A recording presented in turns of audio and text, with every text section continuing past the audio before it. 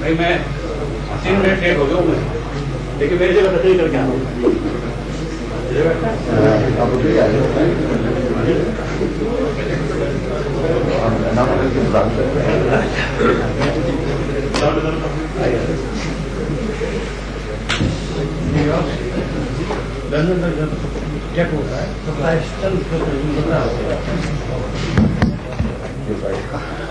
بسم اللہ الرحمن الرحیم. السلام علیکم. ہم شروع کریں گے تلاوت پاک سے اور الیاس صاحب میں عرض کیا.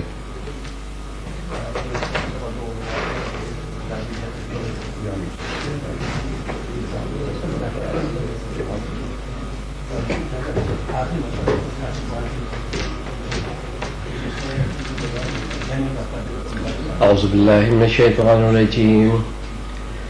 بسم اللہ الرحمن الرحیم. والضحى واللیل اذا سجى ما ودعك ربك وما قلى وللآخرة خیر لك من الأولى ولسوف يعطيك ربك فترضى ألم يجدك يتيما فآوى ووجدك ضالا فهدى ووجدك عائلا فأغنى فأما اليتيم فلا تقهر وأما السائل فلا تنهر وأما بنعمة ربك فحدث. صدق اللہ العظیم.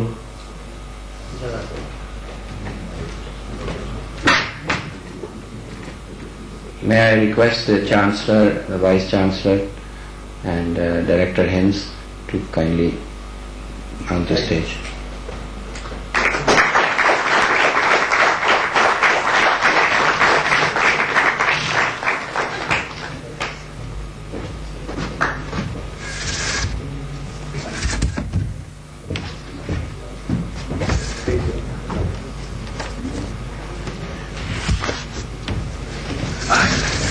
یہ کرسیاں بھاری خیر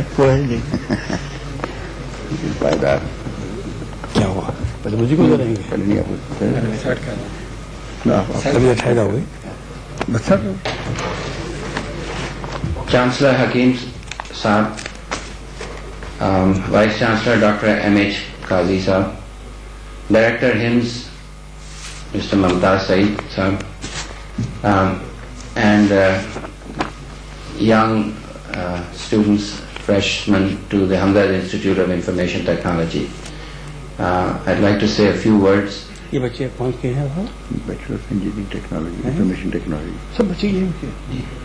इसको जमा कर रखिए आपने? अभी पहले दाखिला हुआ है, ओरिएंटेशन हो रही है तो पिछले 2 रोज हमारी orientation programme Hamdard institute of information technology city campus पे पिछले दो रोज से थी, और students were informed about their what they are expecting or should expect to see over the next 4 years. Hakim Sahab, I'd like to convey to you that we are going to be a very happy family. We are going to be a family of 92 students plus a faculty size of around 10 who are going to be committed to the dreams and vision that both yourself and the Vice Chancellor have seen for us. The Institute of Information Technology is going to be one of the flagships, we hope, of Hamdard University. We hope we won't disappoint you on this. The Institute is going to be conducting a batch of 90 students, as I mentioned, for this year, and they will be in 2 areas. One is Bachelor of Engineering in Electronics and the other is Bachelor of Engineering in Information Technology. Both are very vital areas for the economy of Pakistan and fit in very appropriately in the overall scheme of global development. We think we have gotten a very good batch. Each student was interviewed, each student passed an entrance examination, was interviewed by a committee, and we tried to eliminate any sifarishis as much as possible. We have accommodated 92 because this was the optimum number we felt that could be accommodated in the institute. We have a big agenda ahead of us. Our faculty is very carefully chosen. We are very proud of them, and we are looking forward to this batch which will graduate in the year 2002, inshallah. At this point, I'd like to invite or hand over the mic to our Vice Chancellor, Dr. M.H. Qazi, and I had promised you all yesterday that I will say no, I won't say my true feelings about both the Chancellor and the Vice Chancellor because you've already heard me on that subject. But it is really a great honor for me, and I feel very humble in being able to invite my mentor, Dr. M.H. Qazi. Bismillah.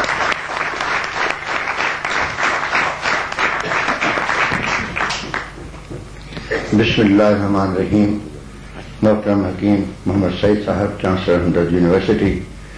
Mohtaram Ram Hamdard Saeed Sahab, Director Hamdard Institute of Marine Sciences. Mohtaram Janab Sumair Hudbai Sahab, Director Hamdard Institute of Information Technology. It is a matter of great pleasure for me to welcome you all to Madinatul Hikmat, a vision, a concept, a dream. It was my intention right from the beginning, and I have been telling the director of the institute that the orientation program should include a visit of the new entrants to Madinatul Hikmat. Madinatul Hikmat is the main campus to which we will revert ultimately by the end of 1998. When we were preparing a program of studies leading to a certain information technology degree, maybe master's level or bachelor's level, we invited the ablest person of the city, Mr. Sumair Hudbai, who himself is a Harvard graduate and has also achieved very successful career in the US as well as in Pakistan. He is working almost at the cutting edge of knowledge, and I thought, and my Chancellor also thought, that he should be invited to organize the programs of training in this very subject for Hamdard Institute of Information Technology. After great reluctance, he agreed, and he agreed now wholeheartedly that he will groom this baby and lead it to a very successful, end. Yours is the beginning in this institute. We will be proud of you when, at the turn of the century, you will be graduating from the Hamdard University and from Hamdard Institute of Information Technology. We are aware of the hazards that are in our way. Our philosophy, guided by Hakim Muhammad Said, is the one that we believe in excellence. We believe in equality education. We believe in Islamic ethos. We believe in creating a cultured, creative human being. And that human being who can not only serve himself, serve the cause of nation, serve internationally, but should also be a person who should reflect Islamic values. So with these things in our view, we have been organizing different types of programs. Yesterday, this university was small, but Madinatul Hikmat was never small. Madinatul Hikmat is the vision, and that vision, of course, has culminated in the form of a public school, in the form of a university, and subsequently, God knows what else is going to come to Madinatul Hikmat. This vision came from a person who has sacrificed almost every moment of his life for the service of mankind in the spheres of health and education. In particular, in education, he has made advances that now this is the first biggest general sector university, general university of Pakistan. Other universities are specific. Lahore University of Management Sciences is restricted to a certain subject. Akai University of Medical Sciences again in a certain health area, and Sir Sajid University obviously is in the field of science and technology. But we at Hamdard University have a charter where we can expand in any direction. This university today that you have visited, it may look small to you in the sense that we have a few departments, but even those few departments have created their mark in Pakistan.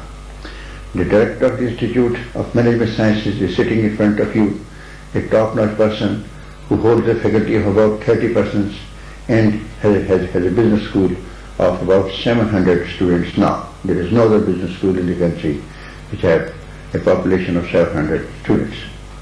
With such a big faculty and such a big group of students, the programs are also, equally attractive and at the same time touch the levels of excellence.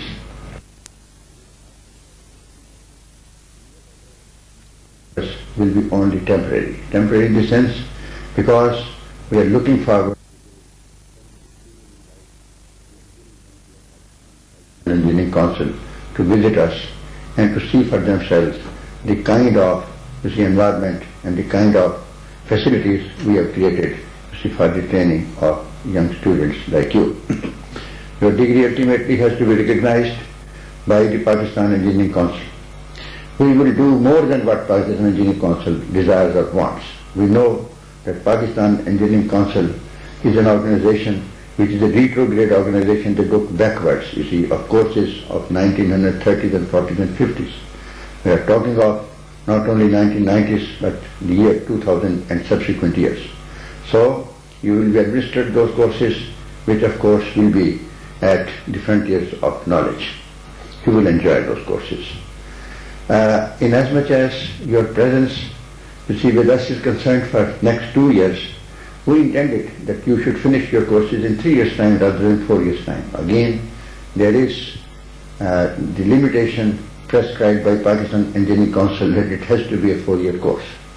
Now we thought that 8 semesters could be completed along with your on-the-job training within 3 years. But since they asked for it 4 years, so we might have to expand in that direction. Maybe we will try to convince them that earlier the student goes into the market, then of course it is more economical for him, his parents, and others. The educational concepts in which we are nurturing under the guidance of our Chancellor are very interesting. When we speak of quality, then we have certain ideas of quality in our mind. When we asked Samir Hudbai to prepare the courses for Information Technology Institute at the undergraduate and the graduate level.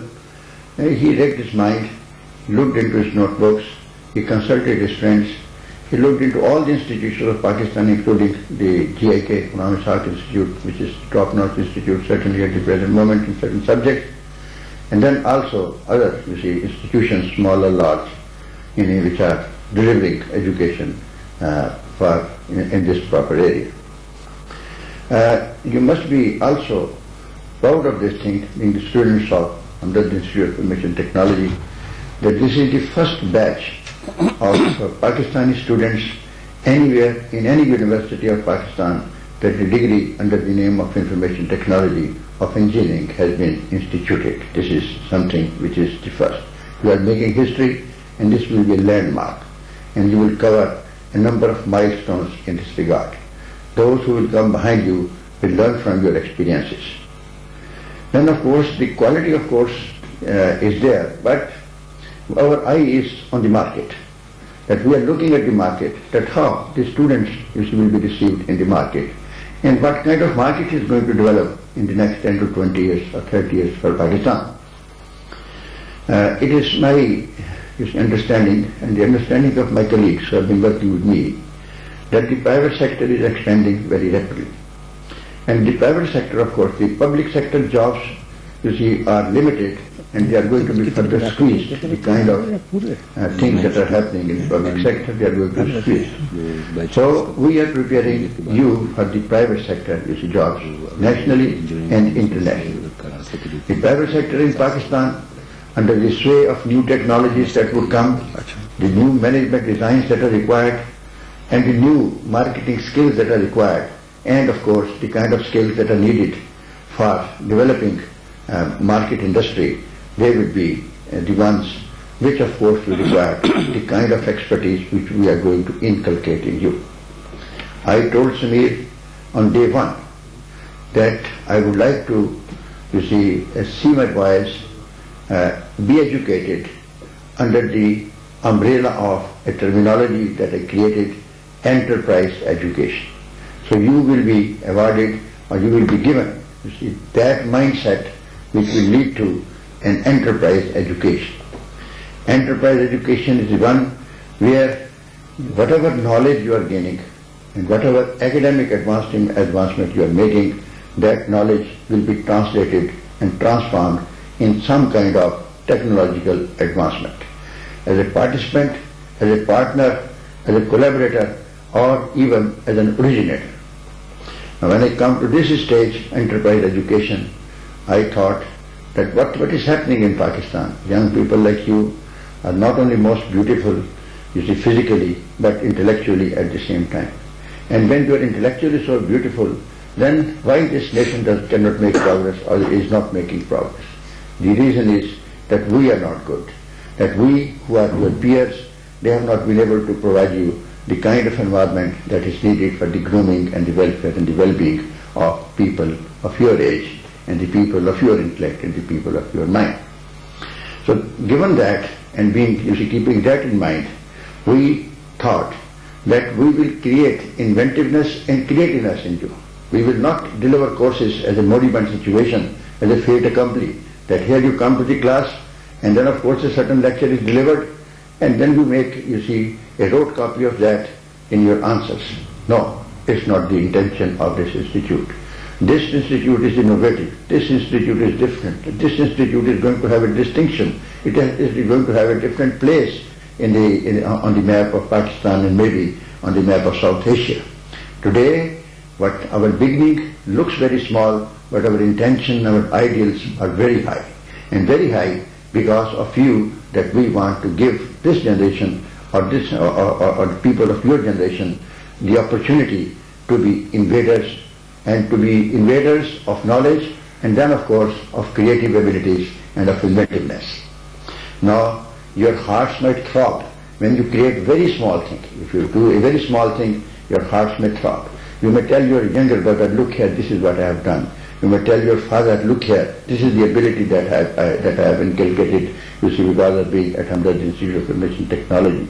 You can tell your sister, you can tell your mother, and you can tell your family. And this is how you will be able to create an atmosphere of that creative and inventive, abilities around you, because more people then will feel and they will be coming in this direction.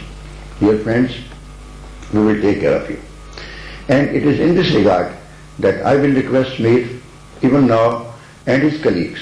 He is very choosy, he is very fussy about selecting people, even selecting the students. We don't interfere with him because he does not want anyone's interference, and we are happy. So even the quality of faculty that he is trying to locate, it took him about 6 months to interview several people to get 2 or 3 persons, and again he is trying for that purpose. So the better the quality of faculty, the better will be the quality of product. And this, product, which is of course about 17-18 age group, is the best for us, that is coming to us. Best in the sense that we can mold your minds at the present moment in a certain direction. One area in which we are setting your mindset is that whereas you are Muslims, you have to have that very ethos of Muslim around yourself. Truth, honesty, integrity, freedom, speak the right thing. And then inquire. If there is no spirit of inquiry, then you are just a dead human being. There has to be a spirit of inquiry. The early period of the Muslims, where they produced a very large number of scholars that ultimately caused Renaissance in Europe, and there are names after names which Hakim Sahib will be able to tell you. He is the main speaker today. I will not be speaking too much, to you. Mine is only a welcome address. I will have the opportunity to talk to you sometimes later in more detail. But those were the people who, they, of course, had the spirit of inquiry. And that spirit of inquiry came from the message that was given to the Holy Prophet in the form of the Holy Quran. That was the message that was there. Every sentence that you read in the Holy Quran takes you onto the spirit of inquiry, the conquer of nature, and then of understanding. What understanding? Not understanding, something which is dead. Understanding that is the life, that is throbbing, that is dynamic. So this is where we wish to sharpen your intellect in this direction. Today, when of course this program was announced and you have been hammered with different types of lectures in your initial this orientation course, I am glad, because you should know what you are going to buy, and you should also know that how you are going to be treated. You are going to be treated excellently, because it is our intention that the faculty will be interacting with you. They will advise you, they will solve your problems. If there are any troubles, you can take to them. If you don't understand anything, please, you can call them, you can sit with them. There will be seminars, there will be conferences, and there will be, sessions that you will attend with them. Sessions, for example, on how to study and how to proceed further. Ultimately, the library around you will be the best library that will be developed, not only in the form of books and journals, but in the form of materials that you can download anywhere from the world. You will be sitting there, you can spend your days and you can spend your nights, and even time will come when you will be transferring information, from the city campus to your home, and from your home to the city campus. Even your assignments you might be directly passing on to your teacher, onto that one. I am looking forward to that day. We have created the city campus with a state-of-the-art, place in our mind. Now it is very small, I know it's very small, but even small is beautiful. That small is beautiful. Your place where you sit and where you study is comfortable. Your lecture rooms, even in summer, they are air-conditioned, and this is all because of the kindness of Hakim Sahib, that he wants his children to study in comfort, in peace. And the library of course is again, it's though small, but you will be able to learn a lot out of that one. And thirdly, the computer lab that we have at your disposal is the one again which will be studied with almost any type of software that is available in the world and that is meaningful for your training. A software costs about, for example, 5 lakhs of rupees, and without even asking the chancellor, I said, go ahead, buy it. Another costs 3 lakhs of rupees, buy it. It's a very costly, education. Someone in the city objects that we are charging a lot of money. I say no, we are just covering the amount of money that we are spending on them, perhaps more. Medical education, one student costs us about 10 lakhs of rupees, you see. But we are delivering that education at half the cost. It rest of the money comes from whatever Hakim Sahib wants anywhere, he passes it on to the university. Then of course, we have provided the opportunity to you that there will be a certain number of half-free shifts that we will give. Any boy who is bright, we take the responsibility of that boy that he will complete. And God also. Boys and girls, boy means boys and girls. Any student who is bright, we take the responsibility. There are, you see, we provided scholarships worth 40 lakhs of rupees in the last 2 years to the students who came at Hamdard and were not able to make any payment. So obviously, those who can pay, they should not shed paying that one. Those who cannot pay, they should talk to us and we will make arrangements that if they are bright enough. Ordinarily, we do not encourage any student in the first semester that they should be granted any free concession. But as a very, very special case, I have allowed the director of the institute that he can recommend to me, you see, those deserving candidates who have made application and look at their past record of intermediate and matriculation, and on the basis of a certain merit and of course need. We have a need assessment committee. You will have to appear before the need assessment committee after the recommendations I receive from the institute. Then of course you will be granted that one. We have announced one scholarship, and that will come from the Chancellor, ultimately from Chancellor, but we are looking for the brightest.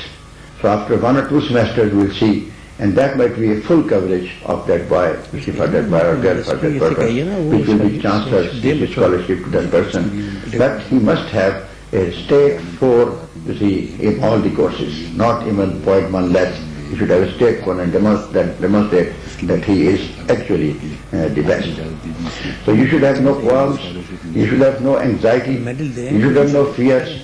That a message came to me that the questions have been asked whether Pakistan Engineering Council will accept our degree or not. Well, if Pakistan Engineering Council does not accept our degree, which degree they are going to accept? Because at the level at which we are trying to operate, or we will operate, and you come to this campus, and hopefully the road will be all right today. You see, the road was bumpy as you came, but we have been coming even at the age of 68 every day, you see, here and there. So don't bother about that. 4,000 students, including children of class 1, 2, 3, 4, 5 and 10, they usually, and old people are transported to this campus. In another, you see, 3 or 4 months' time, this campus will be easily accessible, you see, by road. It's a 40 minutes travel, and 40 minutes travel anywhere in Karachi is not a problem. So that will be it. We are preparing, you see, excellent laboratories for you here, so that the electronics part is fully covered and completed, and all those requirements which are, you see, indicated in the Pakistan Engineering Council mandate, you see, that should be fulfilled. My friends, I feel great pleasure in welcoming you. There are a number of ladies who have joined you also, and I think they are lesser in number. There should be more of them. There should be 50-50 class, 50% girls, 50% boys. There should be more, because we feel that, you see, they are equal partners in the development of Pakistan and elsewhere, and of course they have got a greater importance in the sense that they are the persons who, of course, in certain areas of Pakistan are extremely neglected, and so that neglect should be over. We would like to see more faces of women, you see, around us, even in subjects like information technology and electronics and others.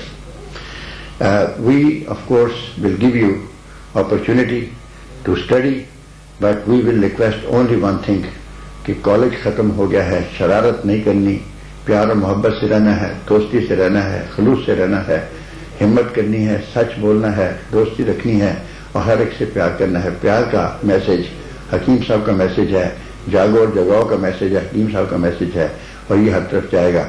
वो आज खुद आपको अपने सामने, हमने उनसे request की है कि आपके सामने अपने ख्यालात का इजहार करें कि वो कहाँ से शुरू हुए थे और कहाँ तक आपको लेकर आए हैं. I am very grateful to you that you came and you will continue to come to this campus. This is your campus, and then of course each one of you become a member of Hamdard's family, and then of course what is going to happen, that even, you see, after you have completed your studies, you will keep your interest in Hamdard University, departments, whatever they are, and you should be proud of being Hamdard graduate. Thank you very much for that.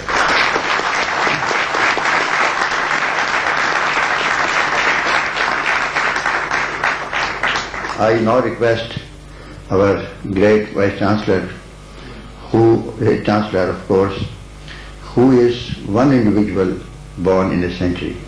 I usually, say about him that he is a kind of an extension of the transcendental. Go and translate it, when you go home, an extension of the transcendental.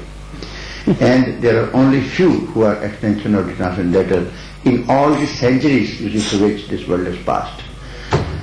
You will have the opportunity to listen to him. If you were a non-Nihal, you must have, attended his non-Nihal assembly. Some of you must have been non-Nihals in Karachi, of course, in Lahore or elsewhere. So I request that extension of the transcendental, Hakim Muhammad Saeed, Chancellor of this university, and of course the President of the Foundation, and anything you say, he is. And I gratefully request him kindly to address the students. Thank you very much.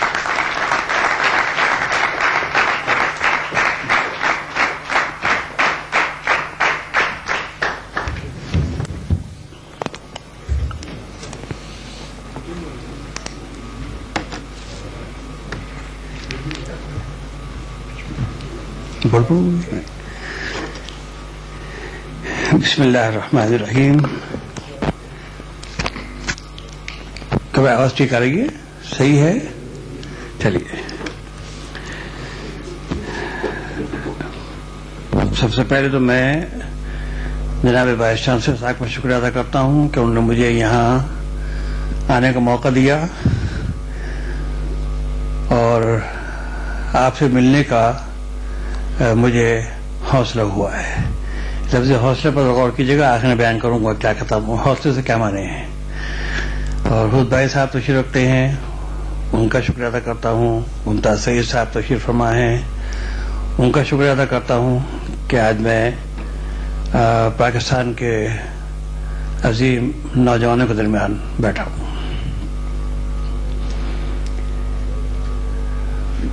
جناب vice chancellor صاحب نے تقریباً سب باتیں بتا دی ہیں آپ کو جو میں کہنے والا تھا. تو میں نشان لگا رہا تھا، اور جو اب جو دیکھا لسٹ تو کوئی باقی رہا نہیں سوائے ایک آدھ چیز کے. یہاں دو دقتیں مجھے پیش آ رہی ہیں اس وقت. ایک دقت تو یہ ہے کہ میں اردو میں تقریر کروں گا. شاید اس کی آج کی زبان انگریزی ہے، مگر یہ میرے لیے انگریزی بولنا ذرا مشکل کام ہے. اور دوسری دقت یہ آ رہی ہے کہ اس ہال کی 5 لائٹیں خراب ہیں اور ایگزٹ کلاس جو ہے اس پر روشنی نہیں ہے. تو یہ میں پرفیکشن کے خلاف ہے اور میں اس عدم پرفیکشن کو برداشت نہیں کر سکتا. تو تقریر کرنے میں ایک معنی یہ امر بھی ہے کہ اس میں پرفیکشن نہیں ہے اس ہال میں. بات میں اسے فی الحال بھول جاؤں گا. عمران صاحب نوٹ کر رہے ہیں میری باتوں کو. خیال ہے کہ وہ اب جب آؤں گا اس ہال میں تو یہ لائٹیں خراب نہیں ہوں گی اس ہال میں. تو میں سب سے پہلے ان بچوں کا استقبال کرتا ہوں اور فیکلٹی کا استقبال کرتا ہوں جو بھی یہاں موجود ہے. اور خوش آمدید کہتا ہوں اور بہت خوش ہوں کہ وطن کے نوجوان تعلیم اور مشکل تعلیم کے لیے بھی آمادہ ہوئے ہیں. اور مجھے یہ خوشی ہے کہ اس مدینہ حکمت میں ہم ان نوجوانوں کی خدمت کرنے کا موقع پائیں گے. مجھے یاد یہ آیا کہ ایک بہت بزرگ تھے صاحب تھے، وہ جا رہے تھے کہیں تو ایک صاحب آگے نکلے اور ان کو انہوں نے برا بھلا کہنا شروع کر دیا. اور جن کو برا بھلا کہہ رہے تھے ان صاحب نے ان کو دعائیں دینی شروع کر دی. وہ برا کر رہے تھے، یعنی گالیاں دے رہے تھے، وہ دعائیں دے رہے تھے. تو کسی نے کہا حضرت یہ کیا ہو گیا آپ کو؟ وہ آپ کو گالیاں دے رہے ہیں اور آپ اس کو دعائیں دے رہے ہیں. تو انہوں نے کہا جو ان کے پاس ہے وہ دے رہے ہیں، جو میرے پاس ہے وہ دے رہا ہوں. تو میں تو محبت دے سکتا ہوں اور کچھ نہیں ہے میرے پاس. اب مجھے کیا دیں گے آپ، یہ اس کا فیصلہ آپ کو کرنا ہے ابھی. اور یہ نہیں کہتا آپ ابھی فیصلہ کر لیں، پہلے پڑھ لیں، کچھ دن اندازہ کر لیں، پھر اس موضوع پر باتیں ہوں گی آپ سے کہ کیا دیں گے اور کیا لیں گے. اس ادارے کا جہاں آپ تشریف فرما ہے اس وقت ایک خاص مزاج ہے، اور اس مزاج کے 3 نہایت اہم عنوان یہ ہے کہ ہم انسان کا احترام کرتے ہیں یہاں پر، اور انسانیت کا ہم اکرام کرتے ہیں، اور آدمیت کا ہم احتشام کرتے ہیں، اور ہم محبت اور اخلاص کا مظاہرہ کرتے ہیں. یہ ہمارے اس ادارے کا بنیادی مزاج ہے کہ یہاں طالب علم اور استاد دونوں محترم ہیں اور دونوں کا احترام برابر سے کیا جاتا ہے. اور ہمارا عنوان جیسا کہ آپ کو معلوم ہے کہ تعلیم ہے اور تربیت ہے، اور تربیت کو ہم مقدم سمجھتے ہیں اپنے ہاں، کیونکہ مقدمہ تعلیم تربیت ہے. تربیت نہ ہو تو تعلیم نافع نہیں ہو سکتی. اور ہم تربیت و تعلیم کو لازمہ زندگی سمجھتے ہیں، اور تعلیم کو فرض سمجھتے ہیں، اور اس کو اولیت دینے کا قائل ہے. یعنی ہمارا مزاج یہ ہے کہ ہم نافع تعلیم دیں، اور ایسی تعلیم دیں کہ جس سے نہ صرف طالب علم کو فائدہ ہو بلکہ مجموعی طور پر پاکستان کو فائدہ ہو، عالم اسلام کو فائدہ ہو، عالم انسانیت کو فائدہ ہو. یہ ہمارا مزاج ہے اس انسٹیٹیوشن کا جہاں آپ بیٹھے ہیں اس وقت. تعلیم اور تعلم کے بعد میں اسلام کا انداز فکر ہمارے سامنے ہمیشہ رہتا ہے، کیونکہ میں یہ سمجھتا ہوں اور آپ کو بھی یہ سمجھنا چاہیے، اور سمجھنے کی بات ہے یہی کہ ہمارے نبی اکرم صلی اللہ علیہ وسلم اس دنیا میں کیوں آئے تھے. تو اس سلسلے میں بہت سی باتیں کہی جا سکتی ہیں. علماء حق اس موضوع پر بڑی احتیاط سے باتیں کرتے ہیں، اور میرا بھی ایک انداز فکر ہے اس معاملے میں، اور وہ انداز فکر یہ ہے کہ میں سمجھتا ہوں کہ حضور صلی اللہ علیہ وسلم کی آنے کا مقصد اور ان کی بعثت کا مقصود جہالت کو دور کرنا تھا، اور جہل کی تاریکیاں چھاپنا تھا، اور تعلیم کی روشنی سے آراستہ کرنا تھا اس پورے قرآن ارض کو. یہ ان کا مقصود بعثت نبوی تھا میرے انداز فکر کے مطابق. حالانکہ علماء اور مولوی خاص طور پر علماء حق میں اور مولوی میں بڑا فرق ہے. علماء واجب تعظیم اور مولوی کی تعظیم میں نہیں کرتا ہوں، کیونکہ میں اس کا جو اسلام ہے وہ داڑھی اور اونچے پجامے تک ہے، اور اسلام کے معنی حقوق اللہ، حقوق کے بعد بہت وسیع مفہوم ہے اسلام کا. کہا جاتا ہے کہ حضور کی بعثت کفر اور الحاد اور شرک کو دور کرنے کے لیے ہوئی تھی. یہ بات صحیح نہیں ہے، اور صحیح بات یہی ہے کہ وہ مقصود بعثت نبوی تعلیم تھا. اور دلیل یہ ہے کہ پہلی وحی جو ہے وہ اقرا ہے، پڑھو. تو پہلی وحی اقرا ہے تو اس کے معنی یہ ہے کہ تعلیم مقصود بعثت نبوی تھا، ورنہ کچھ اور جملہ ہونا چاہیے تھا. تو اس ادارے میں جو کہ حضور صلی اللہ علیہ وسلم کا ارشاد گرامی ہے کہ میں معلم بنا کے بھیجا گیا ہوں، تو معلم کا مرتبہ تو یہ ہے کہ اللہ معلم، رسول معلم، یہ مرتبہ ہے معلم کا. اور ہم اپنی اس ادارے میں بدین حکمت میں اس کا خیال رکھتے ہیں کہ معلم کے احترام میں ذرہ برابر فرق نہ آنے پائے، کیونکہ اگر معلم کا احترام نہ ہوا اس ادارے میں تو پھر تعلیم نہیں ہو سکے گی، بالکل ممکن نہیں ہوگا. پھر تعلیم وہی ہوگی جیسا کہ اور جگہ ہو رہی ہے اور جس کے بارے میں آپ مجھ سے زیادہ جانتے ہیں. مجھے ہارون رشید کا ایک واقعہ یاد آیا کہ وہ جا رہے تھے اپنی سواری پر، بڑے تم طراق سے اور شان و شوکت سے. دیکھا کہ معلم ایک تشریف فرما ہے، مجھے نام یاد نہیں آ رہا ہے اس وقت. ان کو دیکھا ہارون رشید نے تو فوراً اتر گئے گھوڑے پہ سے اور معلم کے پاس جا کر بیٹھ گئے اور ادب و احترام کے ساتھ بیٹھے رہے جب تک کہ انہوں نے ان کا خطبہ پورا نہ سن لیا.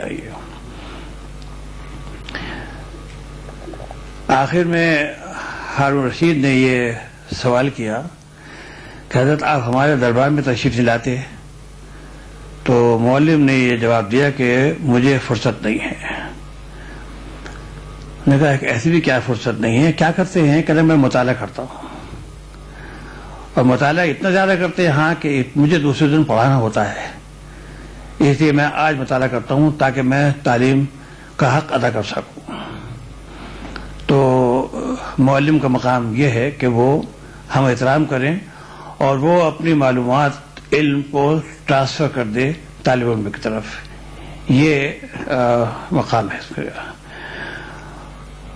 محمود سبکتگین ایک بہت بڑا بادشاہ تھا، اسے کچھ اسلام سے زیادہ مس نہیں تھا، مگر ایک اور رات کو گزر رہا تھا، وہ گلی میں سے دیکھا کہ ایک مکان میں سے روشنی آ رہی ہے اور ایک طالب علم کتاب لیے ہوئے اس روشنی میں پڑھنے کی کوشش کر رہا ہے.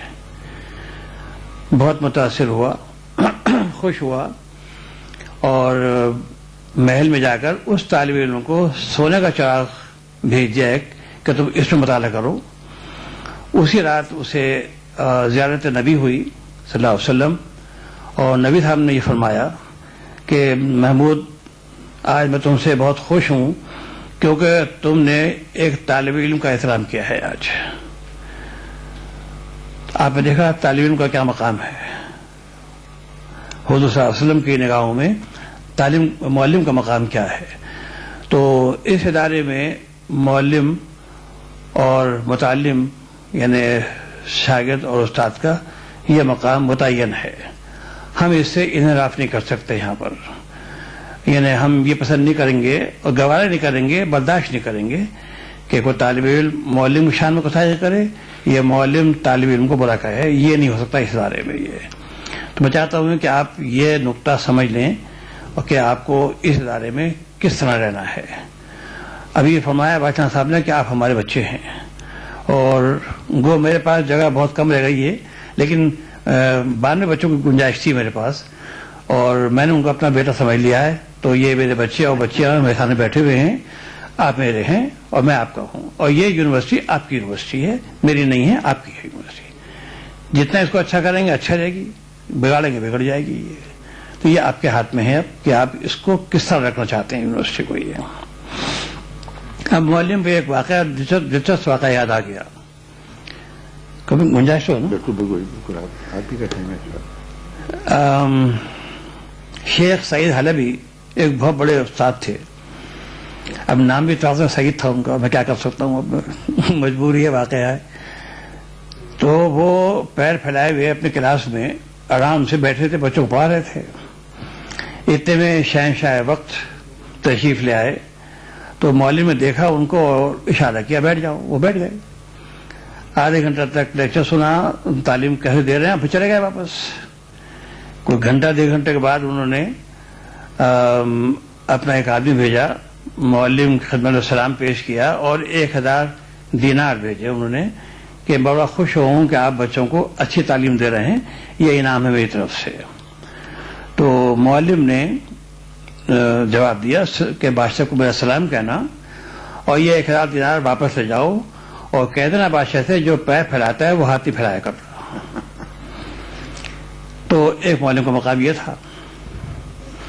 تو ہمارا اس ادارے کا معلم ہاتھ نہیں پھیلایا کرتا, وہ تعلیم دینے کی کوشش کرتا ہے پہلے, اور اس کے کھانے پینے کا انتظام اللہ تعالیٰ نے خود ہی کر دیا ہے.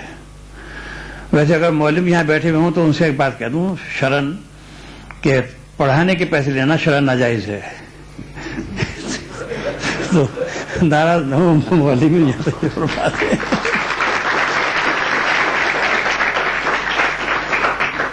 تو جیسے کہ میں آپ سے اس لیکچر کے پیسے نہیں لوں گا یونیورسٹی سے. میں بھائی جاپان میں میرے 3 لیکچر تھے, 2 سال پہلے کی بات ہے. ایک لیکچر کے $3,000 ملتے ہیں وہاں پر, ایک لیکچر کے $3,000. تو حساب مجھے کم آتا ہے, 15,000 ہوئے نا, 9,000 مجھے حساب کتاب نہیں آتا ہے پیسوں کا. $9,000 مجھے ملے, اور مجموعی طور پر مجھے $15,000 ملے. تو میں ایک یتیم خانے میں گیا تھا وہاں پر ٹوکیو میں, تو آدھے پیسے تو میں نے وہاں دے دیے وہ $9,000 میں سے. اور ایک اسکول میں گیا تھا, وہاں کمپیوٹر نہیں تھے, آدھے پیسے وہاں دے دیے میں نے. تو یہ دے کے میں واپس آ گیا وہاں سے, لیکچر کے پیسے نہیں لیے میں نے, واپس کر دیے. خیر, تو بتانا یہ چاہتا تھا کہ ہم معلم اور متعلم کا یہ مقام متعین کرتے ہیں اپنے ہاں. یہ بات آپ کو آج ذہن نشین کر لینی چاہیے اپنے, کہ آپ کو اس ادارے میں کس طرح بہیو کرنا ہے, کس طرح رہنا ہے.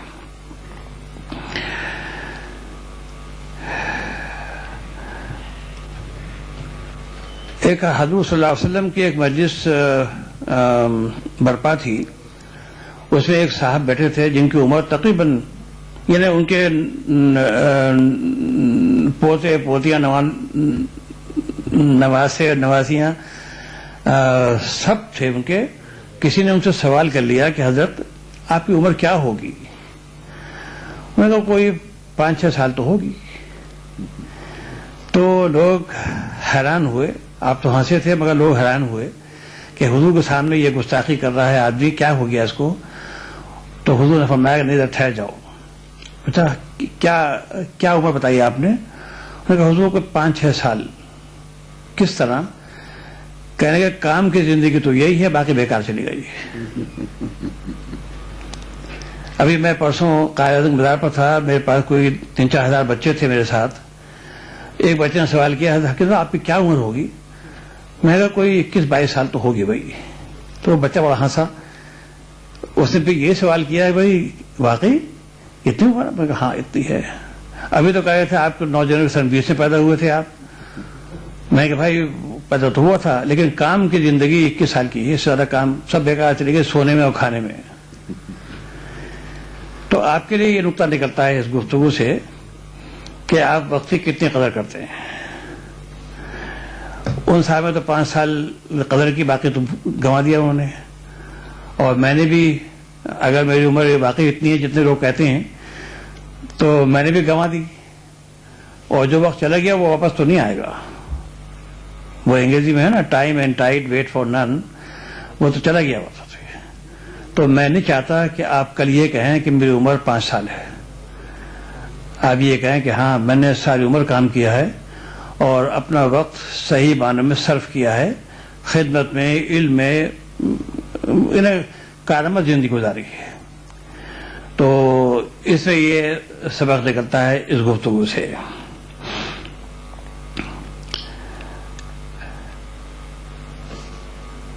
آج کل مسئلہ جو زیر بحث ہے اور زیر غور ہے وہ یہ ہے کہ 50 سال میں ہماری یونیورسٹیوں نے بڑے انسان پیدا کیوں نہیں کیے,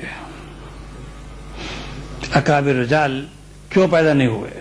مثلا البرونی کیوں پیدا نہیں ہوا؟ آپ غور سنیے گا, میں سوال کروں گا اس کے بعد آپ سے.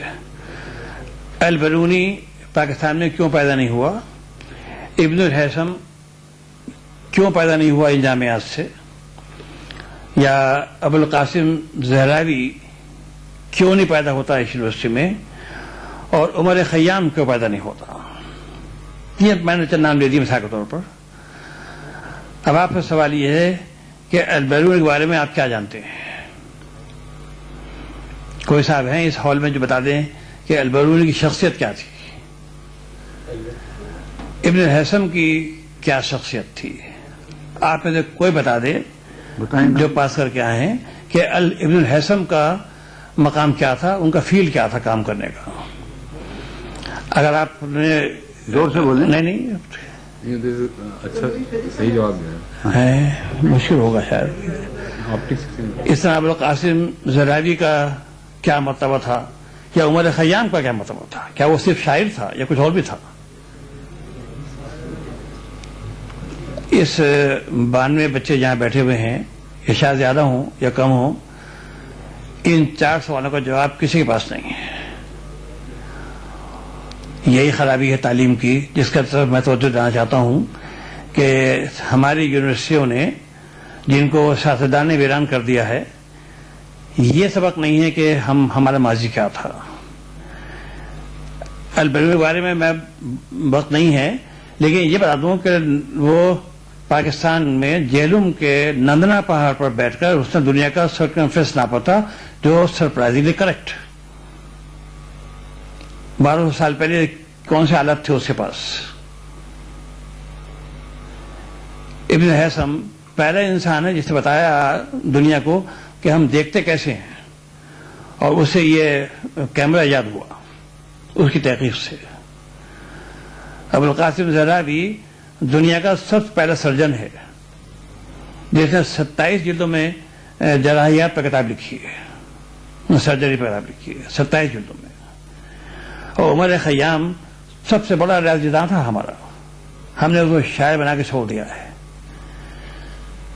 تو میں یہ سوال کرتا ہوں کہ آپ نے جہاں تعلیم پائی ہے وہاں یہ آپ کے علم میں کیوں نہیں آیا؟ پھر یہ بھی غور کرنے کی بات ہے کہ ہماری یونیورسٹیوں سے جناح اور اقبال کیوں پیدا نہیں ہوتے؟ اب حضرت موہانی کیوں پیدا نہیں ہوتے؟ مولانا محمد جوہر کیوں پیدا نہیں ہوتے؟ اب ظفر علی خان کیوں نہیں وضو بتاتے؟ ہماری یونیورسٹیوں سے لیاقت علی خان کیوں پیدا نہیں ہوتا؟ تو یہ بڑا اہم سوال ہے جس کا جواب ہم ہمدرد یونیورسٹی میں دینا چاہتے ہیں، کیونکہ ہمارے یونیورسٹی کا نصاب تعلیم وہ نہیں ہوگا جو ہم 50 سال سے پڑھاتے رہیں، اور جس کا نتیجہ یہ ہے کہ 4 سوالوں کا جواب کسی ایک کو نہیں بن پڑا یہاں پر. حالانکہ یہ تاریخ کا بہت بڑے واقعات ہیں جو میں نے بیان کیے ہیں آپ سے، اور ایسے میں آپ کے سامنے 1000 نام لے سکتا ہوں یہاں بیٹھ کر آپ سامنے. تو یہ مسئلہ بہت سنگین ہے کہ آپ کو اپنا ماضی معلوم نہیں ہے، اور یہ معلوم نہیں ہے آپ کو کہ نصاب تعلیم ہمارا اپنا ہے یا لیا ہوا باہر کا قرض لیا ہوا جو پڑھا رہے ہم. یہ شاید کوئی انقلاب برپا ہو جائے. وائس چانسلر صاحب بیٹھے ہیں، میں ان سے درخواست کروں گا کہ اس موضوع پر اب ان کے ہاں غور فکر شروع ہو چکا ہے، مگر اس فکر میں تیزی آنی بہت ضروری ہو رہی ہے. یہ دیکھیے، تعلیم انسان کا ذاتی حسن ہے، اور سوسائٹی کا بھی تعلیم حسن ہے. اگر تعلیم نہ ہو تو ایک بڑے حسن سے انسان کو محروم ہو جاتی ہے، اور اگر تعلیم نافع نہ ہو تو خطرناک ہو جاتی ہے، جیسا کہ ہمارے پاکستان میں تعلیم خطرناک ہو گئی ہے. کیونکہ اسلام آباد میں تو 100% تعلیم یافتہ ہے نا، یہ وہی 100% لوگ ہیں جنہوں نے تعلیم کو بیڑا غرق کیا ہوا ہے پاکستان میں. تو تعلیم نافع نہ ہو تو نقصان دہ ہوتی ہے. تو انشاءاللہ تعالی اس جامعہ میں یہ شکایت نہیں ہوگی کہ تعلیم یہاں نافع نہیں ہے.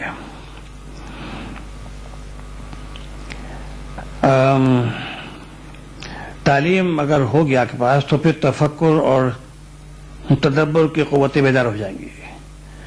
اور قرآن حکیم تو آپ سے یہ مطالبہ کرتا ہے کہ آپ تفکر اور تدبر سے کام لیں.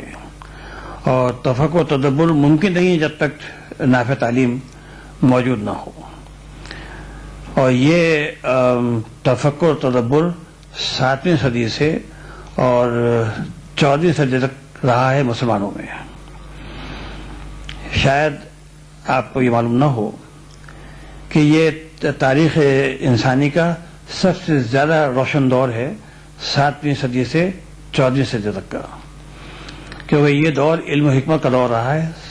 اور اس میں اتنے علوم اور فنون ایجاد ہوئے ہیں جو جن کا تصور ممکن نہیں ہے اور جو ہم آج پڑھا رہے ہیں.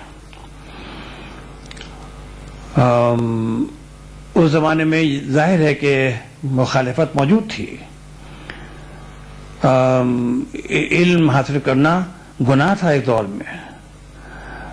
جو علم پڑھتا تھا اگر پادری بھی ہو وہ پڑھے تو اس کو سزا دی جاتی تھی. پادری کو کا یہ حال تھا مغربی دنیا کا.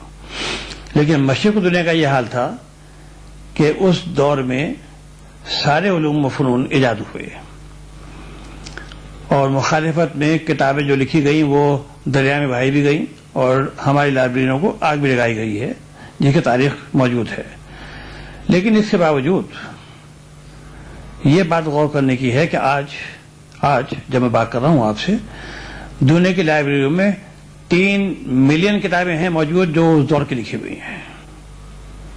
3 ملین کتابیں موجود ہیں آج کی لائبریریوں میں جو اس دور میں لکھی گئی ہیں اور سب مسلمانوں نے لکھی ہیں.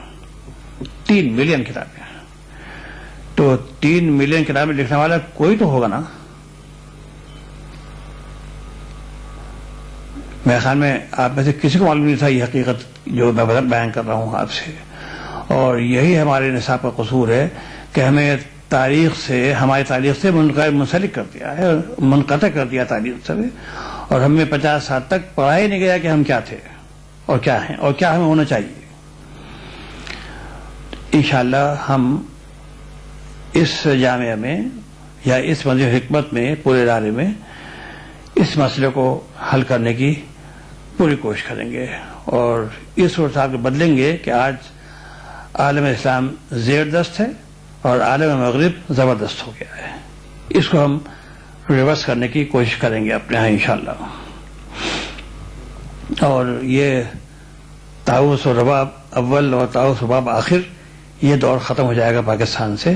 اب انشاءاللہ یہاں تعلیم کا دور آئے گا اور اس دور میں ہمیں بڑی احتیاط سے قدم رکھنا ہے.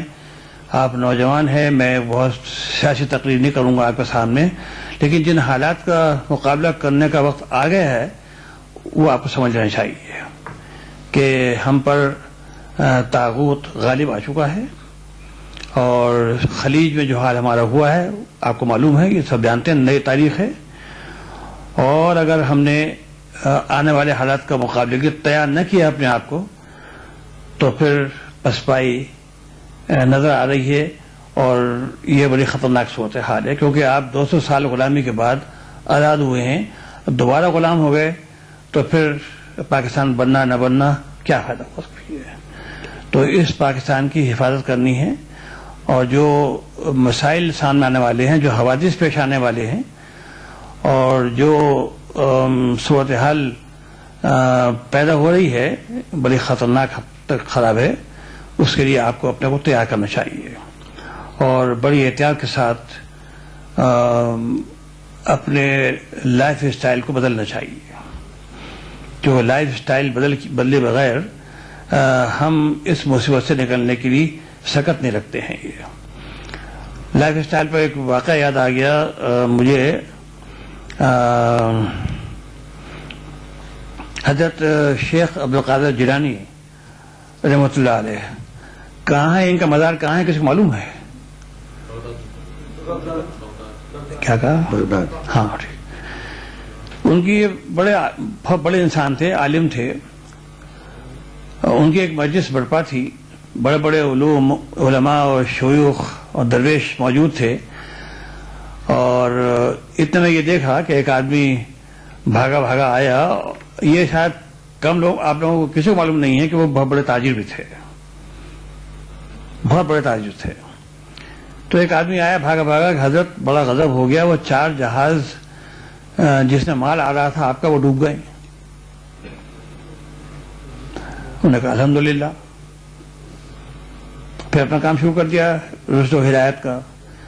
3-4 گھنٹے بعد پھر آدمی بھاگا ہوا آیا، صاحب بڑا خوش تھا، حضرت وہ خبر غلط نکلی، 4 جہاز محفوظ ہیں. انہوں نے کہا الحمدللہ. تو ایک بڑے درویش بیٹھے تھے، انہوں نے سوال کیا حضرت جہاز ڈوب گیا تو آپ نے کہا الحمدللہ، اور مل گیا تو انہوں نے کہا الحمدللہ، آخر یہ کیا راز ہے؟ تو انہوں نے کہا بتاتا ہوں کیا راز ہے. جب جہاز ڈوب گیا، نقصان ہو گیا، تو میں نے اپنے دل کو ٹٹولا، کوئی غم نہیں تھا، میں نے کہا الحمدللہ. اور جب جہاز بچ گیا تو میں نے دل کو ٹٹولا اپنے، کوئی خوشی نہیں تھی، میں نے کہا الحمدللہ. تو ہمارا لائف سٹائل یہ ہونا چاہیے اب کہ ہم اپنے لائف سٹائل بدل دیں اور اس پاکستان کو جو اقتصادی مسائل درپیش ہیں اس سے نکالنے کی تیاری کریں آج سے کرنے کے لیے. اور آپ دیکھ رہے ہوں گے آج کل کہ آج کے کسی اخبار میں بھی کوکا کولا کا اشتہار 1 صفحے کا اشتہار ہے. گزشتہ 1 سال سے آپ یہ دیکھ رہے ہیں کہ سارے اخبارات میں 2 چیزوں کے اشتہار آ رہے ہیں 1 صفحے کے، کھانے کے اور VCR کے یا ٹیلی ویژن کے. یہ ایک بہت بڑی سازش ہے جو پاکستان کے ساتھ ہو رہی ہے اس وقت.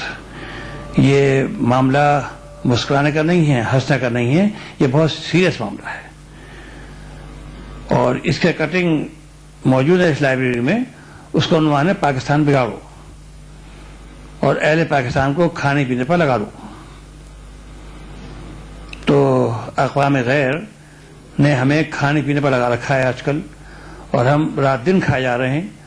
اور حضرت علی کے قول پر غور نہیں کرتے کرم اللہ وجہ کہ جو زیادہ کھاتا ہے اور جزاز ہوتا ہے وہ دنیا میں کوئی کارنامہ انجام نہیں دے سکتا. یہ قول علی ہے کہ جو زیادہ کھاتا ہے اور زیادہ سوتا ہے وہ کوئی کارنامہ انجام دے نہیں سکتا، ممکن نہیں ہے. تو ہم کھا بھی رہے ہیں اور سو بھی رہے ہیں، اس لیے ہمارا حال پست ہے. دنیا کے اقوام میں ہمارا حال پست ہو گیا ہے بہت زیادہ. تو کیا آپ چاہیں گے کہ اس پستی میں زندگی گزار دیں اپنی؟ یہ کیڑے مکوڑوں کی زندگی ہوگی، انسان کی زندگی نہیں ہوگی کہ آپ غلامی کی زندگی گزاریں اور کیڑے مکوڑوں میں گزاریں. تو اس یونیورسٹی میں آپ کو یہ بھی سمجھنا پڑے گا کہ ہمیں حالات جو پیش آنے والے ہیں اس کا مقابلہ کرنا ہے اور اس کی تیاری کرنی ہے ہمیں یہاں اس یونیورسٹی میں.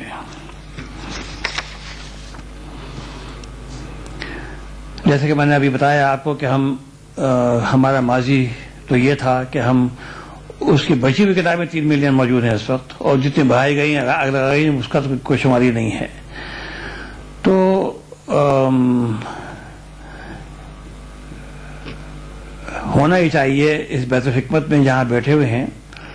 وائس چانسلر صاحب سے بڑے ادب کے ساتھ گزارش ہے کہ ان 3 ملین کتابوں میں ہے کیا وہ تو معلوم کر لیجیے. یہ جمع ہیں کتابیں دنیا کی لائبریری میں، کسی نے اٹھا کر نہیں دیکھا ہے ان کو. اور ہم پر برسوں یہ رعب قائم ہے کہ ساری ایجادیں جو ہیں مغرب سے ہوئی ہیں اور ہم نے کچھ نہیں کیا. تو اس بیت الحکمت کا ایک کام یہ بھی ہونا چاہیے کہ ان کتابوں میں ہے کیا یہ تو دیکھ لیں، اٹھا کے ذرا رکھیے. کم از کم پیٹرو ڈالر تو کام نہیں آیا اس کے، اربوں کی دولت تو کام نہیں آئی اس کام کے لیے. وہ تو پتہ نہیں کیا کرتے رہے.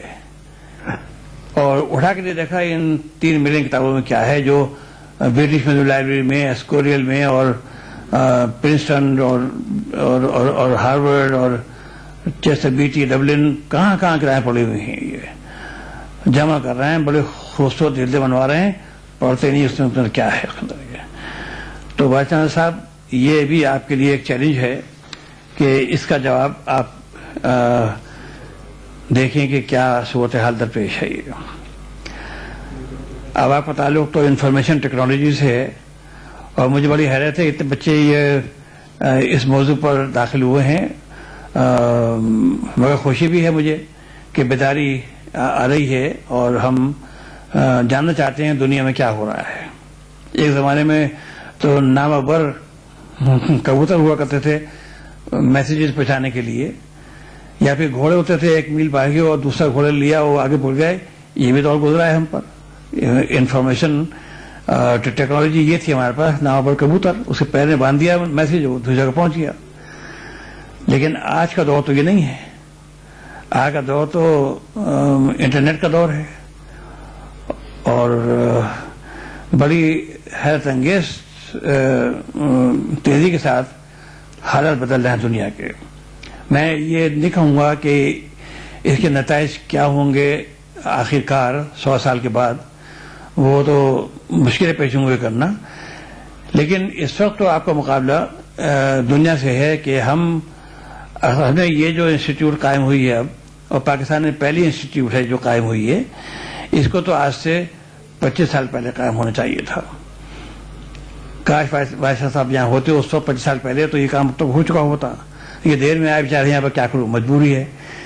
اور اب ایسے آئے ہیں کہ اب یہاں سے جانے کا نام نہیں لیتے ہیں اور کہتے ہیں میری قبر تو یہ بنے گی, میرے ساتھ بنا کے آدھا ہے قبر ان کی, کہ ہم کو تو بچوں کو پڑھا کے جانا ہے یہاں سے, چاہے کچھ ہی ہو جائے. ایک ماحول پیدا کر کے جانا ہے. اب تو ہم نے فیصلہ کر لیا ہے. تو آپ کو خوشی ہوگی کہ ایسے لوگ موجود ہیں استاد آپ کے, جو آپ کے لیے زندگی دینے کو تیار ہیں آپ کے لیے. تو یہ خود بھائی صاحب تشریف رکھتے ہیں, یہ اس فیلڈ کے بڑے ماہر ہیں, ممتاز سید صاحب ہیں. تو ان حالات کا مقابلہ کرنا ہے کہ جو بڑی تیزی کے ساتھ بدل رہے ہیں. جیسا آپ معلوم ہوا کہ یونیسکو کا جو فیلڈ تھا کام کرنے کا, وہ تعلیم, سائنس اور ثقافت, ایجوکیشن, سائنس اینڈ کلچر. لیکن 15 سال پہلے یونیسکو نے اس میں انفارمیشن بڑھایا تھا, اور یہ انہوں نے جائزہ لیا تھا حالات کا. اور یونیسکو کو اس میں بہت زیادہ دلچسپی ہے انفارمیشن میں. اگر وائس چانسلر صاحب کوئی اسکیم تیار کر کے دے دیں یونیسکو کو, تو وہاں سے آپ کو تعاون مل سکتا ہے اس موضوع پر, کیونکہ اس کے پاس اس قسم کی چیزوں کرنے کے لیے مہارت موجود ہے. تو اب تو زمانہ یہ آ گیا کہ 1000 سال پہلے جو باتیں کی تھی میں نے, وہ ریکارڈ کرنے کی نوبت آ گئی ہے. اب تو کوشش کر رہے ہیں ماہرین کہ جو ڈائلاگ ہوا پرانے زمانے میں, جس کی بہت ہماری تاریخ ہے, وہ ہم ریکارڈ کر لیں. اب تو یہ زمانہ آ گیا ہے. اور ایسا زمانہ بھی ہے کہ ممکن میں یہاں بول رہا ہوں اور سہیل صاحب اپنے دفتر بیٹھے سن رہا ہوں میری باتیں وہاں پر. یہ خطرناک حد تک بات آ گئی ہے کہ بات کر رہا ہوں کان میں اور آواز آ رہی ہے سہیل صاحب کو. یہ سہیل صاحب ہمارے ڈائریکٹر منصوبہ بندی ہیں یہاں پر. بھلے آپ مجھے ملے نہیں ملے, وہ میرے ساتھی ہیں اس وقت کے جب یہاں صحرا تھا اور یہاں چوہے تھے, صرف اور کچھ نہیں تھا, پانی بھی نہیں تھا, بجلی بھی نہیں تھی, سڑک بھی نہیں تھی. تو سہیل صاحب میرے ساتھ تھے. میں کہا بھائی بچے دکھائی دے رہے ہیں بھاگتے ہوئے؟ انہوں نے کہا میں تو نہیں دیکھ رہا. میں کہا مجھے دکھائی دے رہے ہیں بھائی.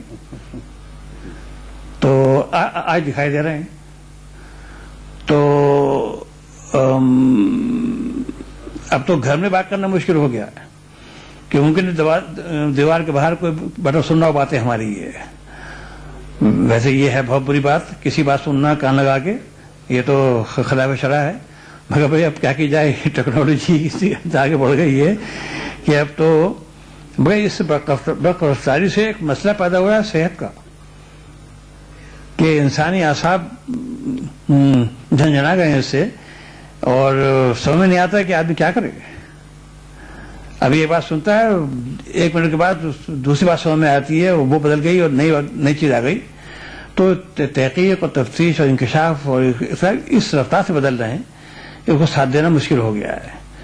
تو وائس چانسلر صاحب اور ہمارے 2 رفقا اس کوشش میں ہیں کہ آپ کو موجودہ حالات سے باخبر کر دیں اور تیار کر دیں اس کے لیے کہ آپ آئندہ ان حالات سے کا مقابلہ کر سکیں, جو دنیا میں پیش رفت ہو رہی ہے اس کے ساتھ چل سکیں آپ ہی.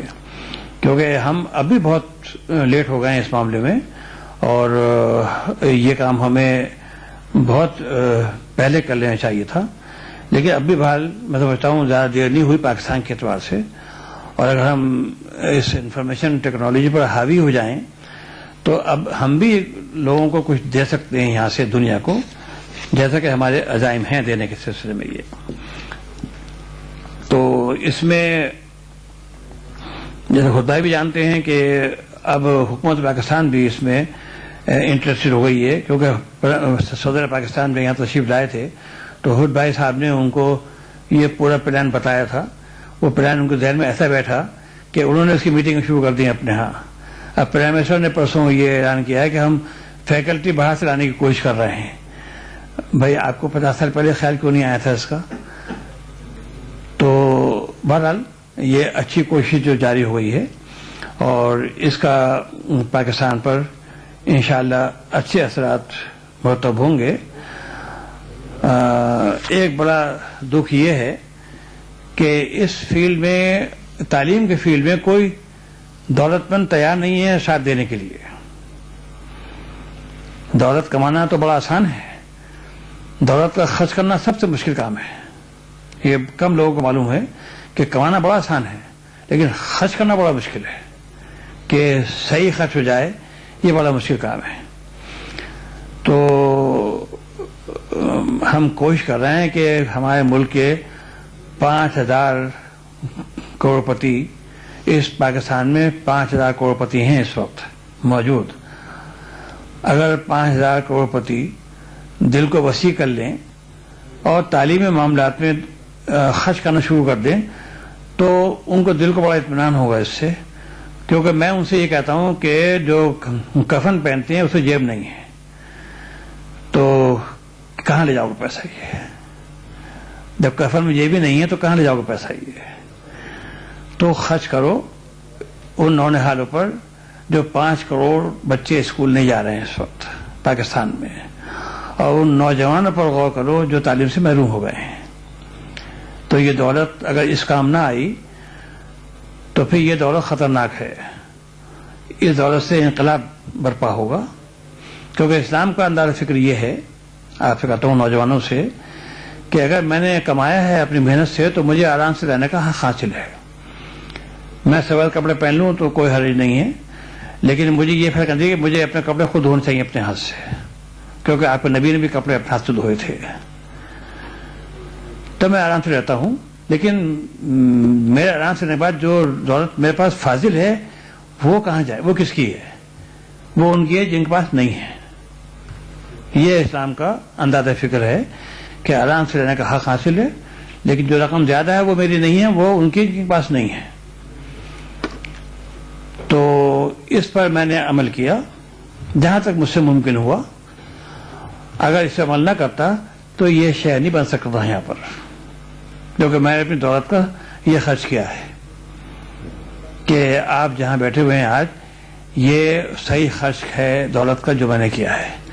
تو میری طرح اگر 5,000 کروڑپتی کرنے لگیں تو بتائیے یہ ملک کیا ہو جائے گا؟ اس سے قسم بدل جائے گی، حالات بدل جائیں گے، اور یہ وہ ہو جائے گا جو پہلے ہم تھے، جہاں ہمارے پاس 100% تعلیم تھی، اور یہاں پاکستان میں اب 6-7% تعلیم ہے. تو میں دولت مند کے خلاف ہوں ذہنی طور پر. فی الحال آپ کو بغاوت کے آمادہ نہیں کروں گا، فی الحال پڑھ لیجئے. جب آپ 2 سال پڑھ لیں گے میرے ساتھ پھر میں باقی بناؤں گا آپ کو. اور حضرت ابو ذر غفاری رحمۃ اللہ علیہ کے پر عمل کروں گا. ان کا قول ہے کہ جو دولت مند اپنی دولت تقسیم نہ کرے، چھین لو اس سے اور بانٹ دو غریبوں کے اندر. تو میں آپ سے کہوں گا تیاری کر لیجیے، کل کے لیے چھیننا ہے دولت کو، اور ان 5 کروڑ بچوں کو اسکول بھیجنا ہے جو نہیں جا رہے ہیں اس وقت. یہ دور اس کام آئے گی انشاءاللہ. یہ خیال رکھیے گا یہ دور کوئی باہر بھاگنے نہ پائے پاکستان سے، یہ خیال دور رکھیے گا فی الحال. تو یونیسکو کا میں نے بتا دیا راج صاحب آپ کو کہ وہاں کچھ تھوڑی سی ہمیں دلچسپی لینی چاہیے تاکہ اس ادارے کو ہم زیادہ رفعت اور عظمت دے سکیں، اور ہر ممکن کوشش کریں کہ یہ طالب علم جو یہاں آئے ہیں ہمارے پاس اور ہم پر اعتماد کر کے آئے ہیں، ہم ان کی تعلیم کو، نافع تعلیم کو زیادہ سے زیادہ کرنے کی کوشش کریں. کیونکہ میرے زندگی کا مشن آپ کو اچھی تعلیم دینا ہے.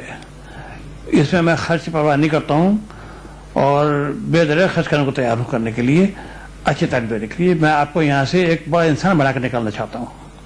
آپ کو یہاں سے میں ابن الحسم اور ابن الرشد بنا کے نکالنا چاہتا ہوں یہاں سے آپ کو میں, تاکہ آپ جائیں کہ ہاں ہم ہمدرد یونیورسٹی کے پڑھے ہوئے ہیں, ہم نے تعلیم ہمدرد یونیورسٹی میں پائی ہے. آپ فخر سے سر بلند کر سکیں اپنا. یہ میری خواہش اور آرزو یہ ہے, اور میری خدمات اور میری محبت آپ کے لیے ہے ہمیشہ. کوئی مسئلہ ہو باراں بات کیجئے کہ یہ ہمارا مسئلہ, یہ حل کر دو اس کو, ہم مسئلہ حل کریں گے. لیکن یہ کہ وہ سیاست آ جائے اس میں, یہ نہ آنے دیجیے گا, کیونکہ سیاست نے ساری یونیورسٹیوں کو ویران کر دیا ہے پاکستان کی. وہاں تعلیم نہیں ہو رہی ہے. وہ تو ایک سوشل گیدرنگ ہوتی ہے یونیورسٹی میں, گئے اور بعد میں کرنشو لے کر نمبر بڑھوا لیے اور پاس ہو گئے. یہ یہاں نہیں ہوگا. اس یونیورسٹی میں یہاں علم حاصل کریں, کیونکہ علم کے بغیر حسن نہیں آئے گا زندگی کا. رائے گا جائے گی زندگی. پھر آپ کل میری طرح کہیں گے میری عمر 12 سال ہے, پھر افسوس ہوگا آپ کو کہ میری بات پھر میں آئے گی آپ کی کہ میں نے صحیح کہا تھا آپ سے. تو اس وقت کو جو آپ کے پاس ہے ضائع کرنے کی کوشش نہ کریں, اور فیصلہ کریں کہ ہم تعلیم حاصل کریں گے. تعلیم برائے تعلیم, تعلیم برائے ملازمت نہیں ہے, تعلیم برائے نوکری, تعلیم برائے تعلیم. تو پھر آپ دیکھیے عظمت کہاں سے کہاں پہنچتی ہے. تو میں اب دعائیں کر سکتا ہوں آپ کے حق میں آخر میں کہ اللہ تعالیٰ آپ کو توفیق دے کہ آپ علم کو حاصل کریں محبت کے ساتھ, خلوص کے ساتھ, دل کے ساتھ, اور پھر یہ عزم کریں کہ ہمیں پاکستان کو بڑا بنانا ہے اور اس پاکستان کو آزاد رکھنا ہے, غلامی قریب کو نہیں آنے دینا ہے اس کے, اور ہمیں ایک باعزت زندگی گزارنی ہے, خودی اور خودداری کے ساتھ زندگی گزارنی ہے. اور دولت کے پیچھے مت بھاگیے, دولت کو بھاگنے دیجیے اپنے پیچھے. آپ لطف یہ ہے زندگی کا کہ دولت پیچھے بھاگے آپ کے. وہ مجھے آخری بات یاد آ گئی اس وقت, بغداد کے فقیر کی بات کرتا ہوں آپ سے. ایک مسجد میں فقیر تھا, 5 دولت مند آئے وہاں پر, اور انہوں نے پیسے گننے شروع کیے, آپس میں تقسیم کر رہے تھے, حصہ بھائی میرا حصہ یہ تھا, تقسیم کر لیا. اتنے میں فقیر نے کہا بھائی مجھے بھی 50 درہم دے دیجیے, بھوکا ہوں. اس کو انہوں نے دھتکار دیا, جو دولت مند کرتا ہے ہمیشہ, غریب کو دھتکار دیتا ہے ہمیشہ. وہ جا کے بیٹھ گیا کونے میں. یہ جو 5 دولت مند تھے یہ جب گئے تو ایک تھیلی بھول گئے چلتے وقت. تو فقیر نے دیکھا اس تھیلی کو, اٹھا کے اسے پھینک دیا کوڑے میں. یہ آئے بھاگے, سانس پھولا ہوا کہ بھائی آپ نے کہیں دیکھا؟ ہاں دیکھی تھی میں نے, اسے کوڑے میں پھینک دیا ہے. گنا جا کر ڈاکٹر صاحب تو پورے 500 دینار نکلے, دینار نکلے. تو انہوں نے بڑے خوش ہوئے اور فقیر کو 100 دینار دیے. 50 درہم دینے کو تیار نہیں تھے, دھتکار دیا اس کو. اب 100 درہم دینے کو تیار ہو گیا اس کے لیے, اور اس نے اٹھا کے پھینک دیے وہ, کہ وہ 50 درہم مانگا تھا اللہ کے نام پر, یہ تو میرے ایمان کا سودا کر رہے ہو, یہ مجھ سے نہیں ہوگا. دیکھا فقیر کی خودداری. تو ہم کم سے کم اتنے خوددار تو ہو جائیں کہ ہم ہاتھ نہ پھیلائیں کسی کے آگے. اور میں نے لفظ حوصلہ کہا تھا پہلے آپ سے, یہ حوصلے کے معنی ہیں جو میں نے سنایا آپ کو, یہ کہ یہ حوصلہ پیدا کریں کہ آپ ہاتھ نہ پھیلائیں, فاقہ کر لیں, یہ اچھا ہے. پیٹ پہ پتھر باندھا تھا حضور نے بھی صلی اللہ علیہ وسلم, لیکن خودداری فروخت نہیں کی تھی اپنی. آخر ساری عمر جھوپڑوں میں گزاری. ان کے پاس ایوان صدر یا ایوان وزیر اعظم تو نہیں تھا ان کے پاس. تو یہ جو عدم مساوات ہے اسے دور کرنے کے لیے آپ کی ہمت چاہیے, حوصلہ چاہیے کہ پاکستان میں یہ عدم مساوات ختم کر دیں ہم. اور تعلیم ہر ایک کو مل جانی چاہیے, یہ حق ہے بچے کا. ہر آدمی تعلیم کا حقدار ہے, ہر نونہال, ہر نوجوان کو تعلیم ملنی چاہیے. یہ عزم کریں, یہ ارادہ کریں آج بیٹھ کے میرے سامنے, تو پھر آپ دیکھیں گے میں آپ کا کتنا اچھا دوست ہوں آپ کا میں. اور بھائی اگر آپ نے نہیں پڑھا تو پھر میں بڑا دشمن بھی ہوں, خاصا اچھا دشمن بھی ہوں میں, مگر دشمنی کرنی آتی نہیں مجھے, سیکھ لوں گا کسی سے میں. تو اب دعا کرتا ہوں آخر میں, اللہ تعالیٰ آپ کو حوصلہ دے, برکت دے, فکر دے, تفکر اور تدبر کی صلاحیت دے. آپ بڑا بننے کی کوشش کریں, کم سوئیں, कम खाएं, ज्यादा काम करें, काम करें, काम करें। बहुत शुक्रिया आपका।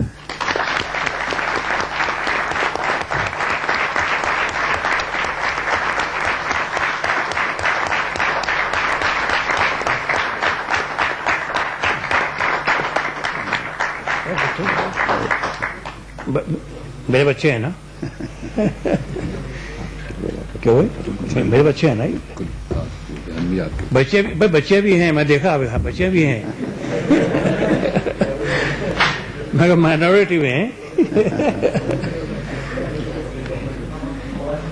हकीम सईद साहब, चांसलर साहब, आपने जो इतने बुलंद बातें की है, उसके बाद मैं तो कुछ नहीं बोलने चाहूँगा। सिर्फ आपका अपने दिल से और बच्चों के तरफ से भी हम अपने आपका शुक्रिया और कहना चाहते हैं और उम्मीद करते हैं कि जितनी दिलचस्पी आपने हमें दिखाई है और वो हमेशा के लिए हमारे साथ रहेगी। लंच का इंतजाम है? मैंने कहा भाई लंच का इंतजाम है या नहीं है? नहीं है। आप कह दीजिए कि बाद में बुलवाएंगे। बाद में बुलवाएंगे। अच्छा, बाद में हम खिलाएंगे आपको। फिलहाल तो छोड़ देते हैं, मगर लंच नहीं खिलाऊंगा, वो शर्म नाजायज है। डिनर दूंगा, डिनर आपको।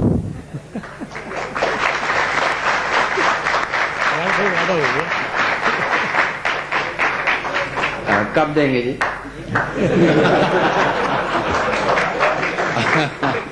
जब मुझे भूख लगेगी। आप लोगों ने सैर करना है मदीनतुल हिकमत के, तो यहाँ से पैदल जाएंगे अप टू हिम्स, वहां से बस आपको बाकी कैंपस पे दिखाएगी और फिर वापस शहर चलेंगे इंशाल्लाह। बहुत बहुत घबराए नहीं, सड़क बननी शुरू हो गई यहाँ से। सोहेल साहब ने ये पाला मान लिया है। हाँ, आज किया अल्लाह शुरू हो गया आज से।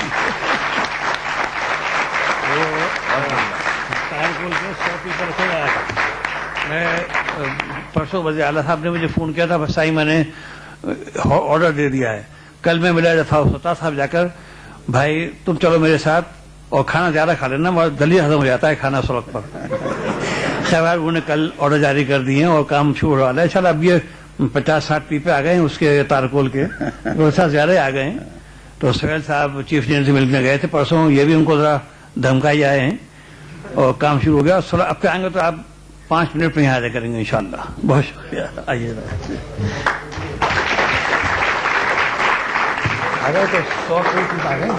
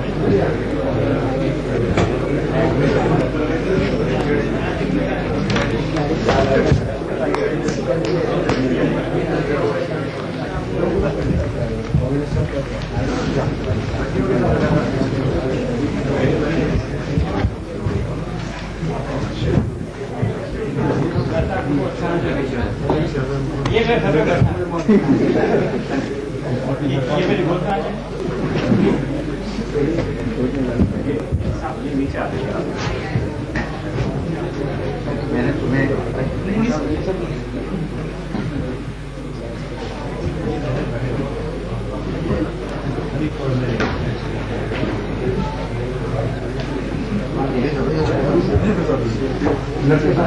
फिर तो शाबाश, हाँ यहाँ भी आ जाओ, इधर आ जाओ।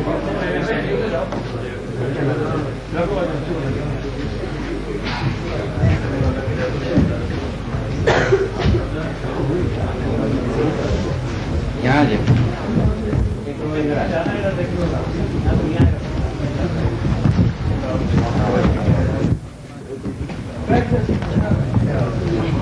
बाइक में मिलेगा।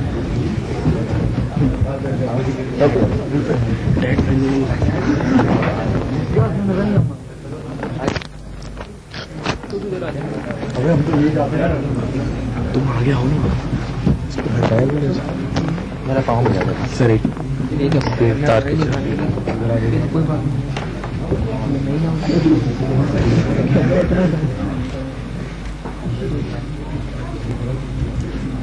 देखो सर आ रहे हैं ना, किस बच्चे का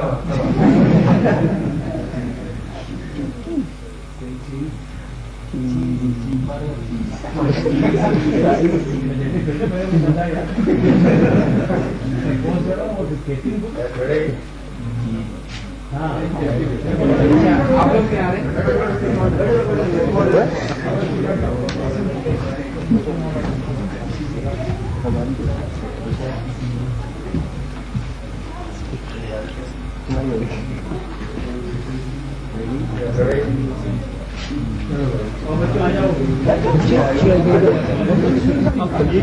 टाइम आया अपना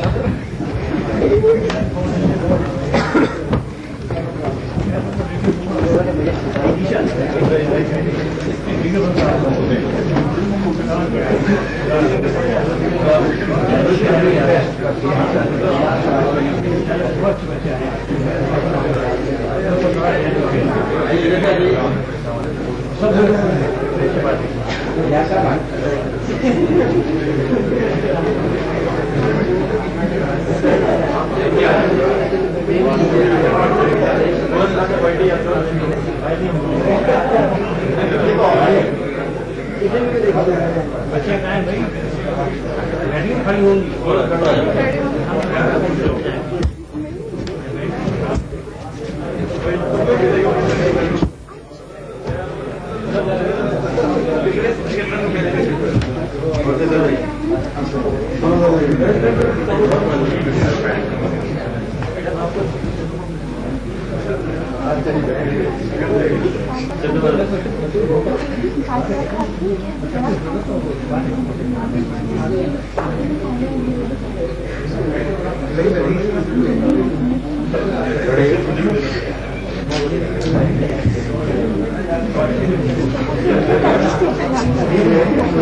चलो भी इतनी खाती है।